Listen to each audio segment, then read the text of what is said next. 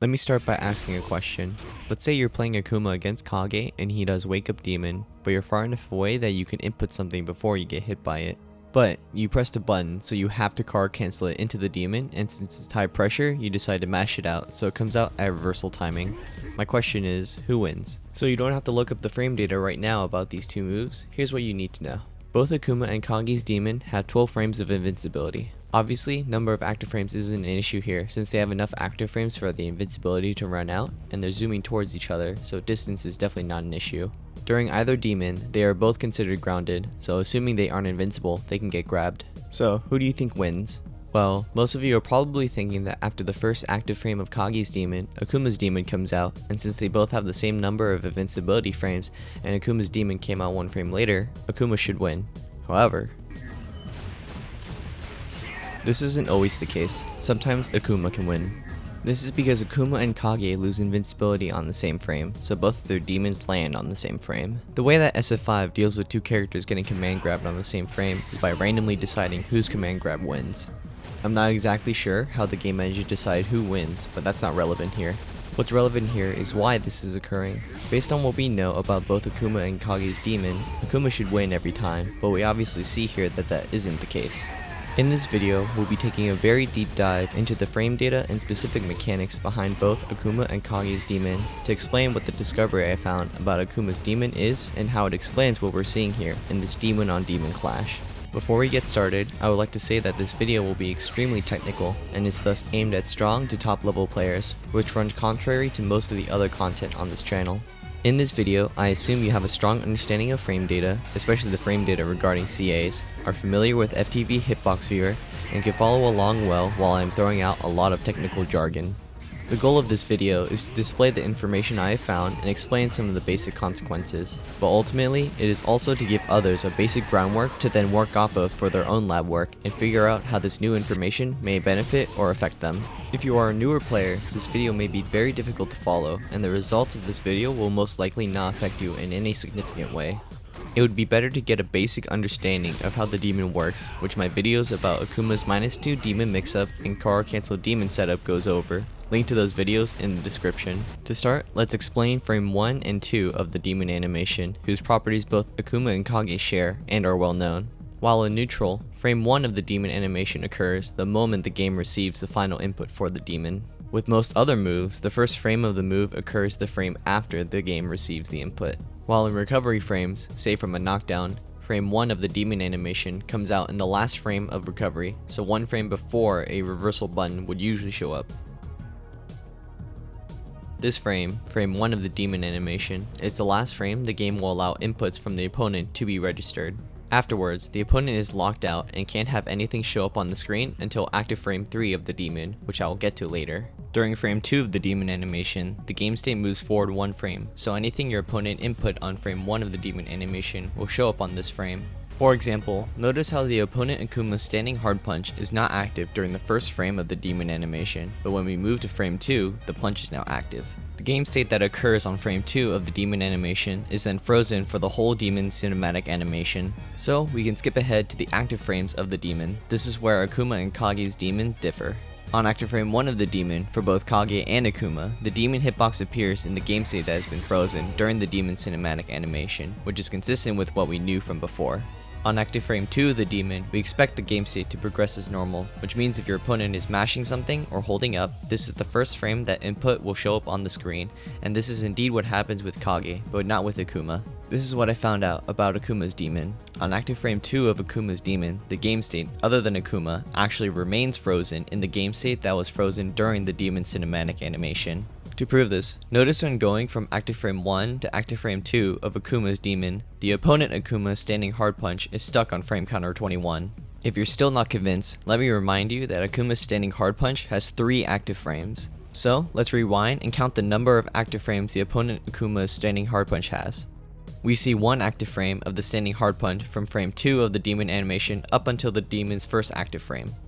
Then, we see another active frame on the demon's second active frame.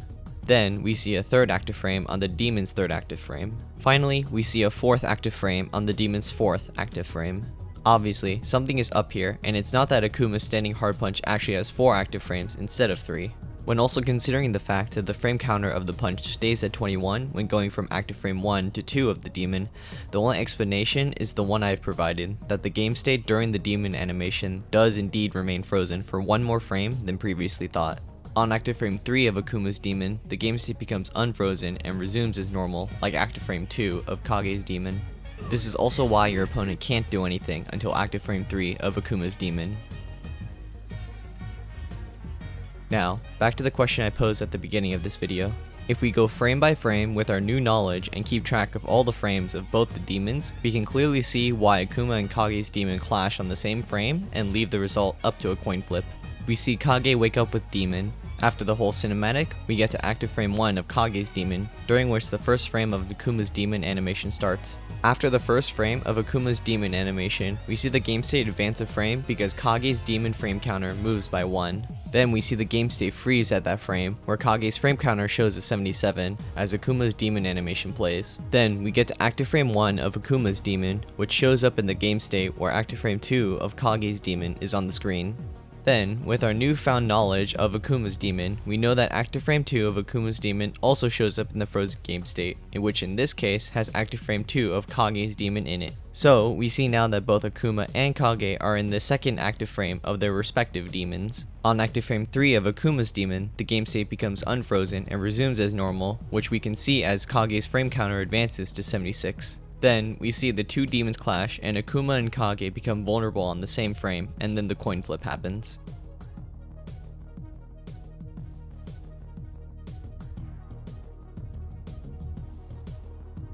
There are three main consequences of this discovery that I could think of. The first is the situation we see here, when our opponent commits to a wake up CA. When calculating if demon in response will beat the wake up CA, Akuma's demon effectively has 11 frames of invincibility instead of the 12 it actually has, because 2 of those invincibility frames happen in one in-game frame.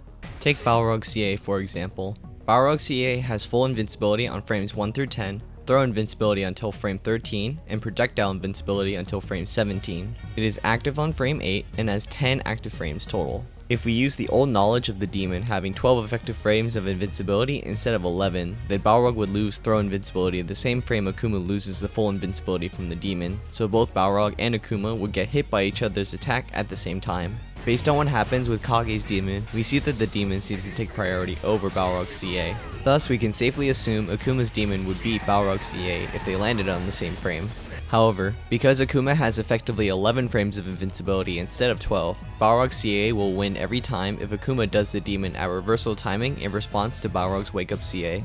The second consequence of this discovery is that we have a solid explanation for why this old demon setup doesn't work. There's an old demon setup where, after the hard knockdown from V-triggered DP, you do whiff like kick Tatsu into the demon. However, if you've actually labbed out this setup, you'll notice that it just doesn't work if you do everything frame tight, because otherwise your opponent can jump out after the demon animation has already started. Although, if you knew that your opponent can't do anything until active frame 3 of the demon, then it would be very confusing why doing everything frame tight doesn't work. This is because if done frame tight, the demon comes out at -1, and then on active frame 2 of the demon, your opponent should be throw vulnerable. Now, with our new understanding of Akuma's demon, we can clearly see why this setup fails. On active frame 1 of the demon, the game state is frozen to where the opponent is on their second wake up frame, which means that they still have throw invincibility. On active frame 2 of the demon, because the game state remains frozen for one more frame than previously thought, the opponent is still on their second wake up frame and thus still has throw invincibility. Then, on active frame 3, whatever option your opponent is trying to do will start, which means that if they're trying to hold up, this will be frame 1 of their jump, which is throw invincible. The final consequence I could think of is that Akuma does not have to be point blank to have the demon land before your opponent can jump out. The best example I have of this is the -2 demon setup in the corner I made a video about. If you break down the forward hard punch on block into the demon, you'll see that on active frame 1 of the demon, it hasn't actually connected yet. But on active frame 2, your opponent still cannot jump out, so the demon lands. Because of this, there's an argument that Akuma's demon is much better than Kage's. I'm not saying that these consequences are significant in any way, but rather that the fact that there are discrepancies between our previous understanding of the demon and what is actually happening may be important, and perhaps, while unlikely, may change how we approach labbing certain demon setups. That's all I got for this video. If the information in this video is already well known, please let me know and link me to a resource so I can see if others' conclusion is the same as mine. While doing research for this video, I tried my best to look for any reference to what was discussed in this video. I asked GM level Akuma mains in the Akuma Goki Discord server for a couple days, but no one seemed to know what I was talking about, so I'm fairly certain this information is new. If you'd like to support me in any way, all I ask is for you to subscribe and ask me questions when something is not clear, because something will inevitably be confusing, especially when talking about such a confusing topic. You can also follow me on Twitch to see when I go live, and Twitter to see when I post new videos or go live on Twitch. This has been NotJohnnyKim. Thanks for watching.